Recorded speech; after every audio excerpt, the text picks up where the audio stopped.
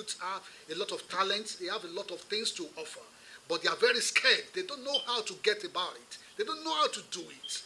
So it is the government to provide the enabling environment for the youth of Nigeria to thrive and belong among the community of youths around the world. And I believe with this event that is coming up, it's going to be a good avenue for the youth to talk about what disturbs them, what are the problems that affect them, and for the government also, because we're going to be inviting a lot of people from the government side to come and talk about what they feel is going to be the solution to all the problems that have been mentioned. And not only that alone, in the training and other aspects, we have organizations, international organizations, foundations that will come up with various levels of empowerment for the youth also.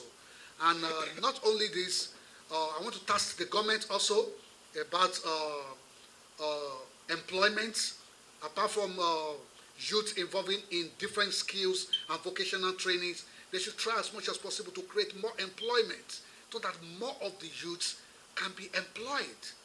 It pains me so much when I see a lot of youth. When I go out, I see a lot of youth. Every year we produce a lot of thousands and millions of graduates in different batches of NYSC and all that.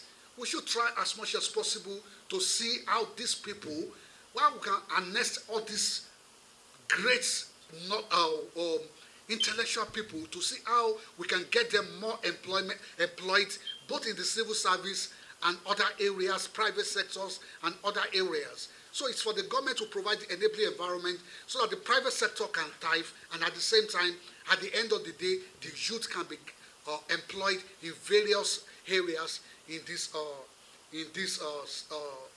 society. The democratically elected leaders are not doing what they are supposed to do. And that is why this project is coming not only at the right time, but indeed a time that we need to put our heads, put our forces, put our strength as not only Nigerian youth, the African leaders that are coming to take over from our fathers that have been there over the years. I must commend the leaders that made things happen to ensuring democracy in Nigeria. We have been sustaining this set of government policies. It is not easy, even though the youths, even though the citizens are going through a lot. You can see economic crisis, security issues, and the likes. But then we have been very consistent, very hopeful that things will get better. Those that are following our programs will understand how beneficiary it is to the community, or how beneficiary it is to our society, and to the citizens, and to the youth.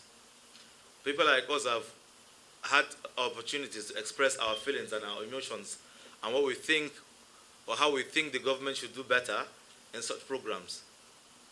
So I think if the youth are going to be engaging themselves in such programs, you're not only helping yourself, you're also helping your community and helping your society, and being part of the process that will change the government, or part of the process that will make sure the government will hear you out, which is why we bring the youth and bring the government themselves to be asked questions and to be answering questions to make sure they tell the youth what they are planning or how they are planning it. Before anybody can lift you up, you have to create value for yourself. You have to have something upstairs. You have to have knowledge that he thinks is an asset that he wants to invest on. He might not invest his financial capability, he might invest his technical know-how or his relationship, whatever wise. So all we just have to do is that knowledge is power. In whatever capacity we find ourselves, first thing, forget about fear, forget about complaints.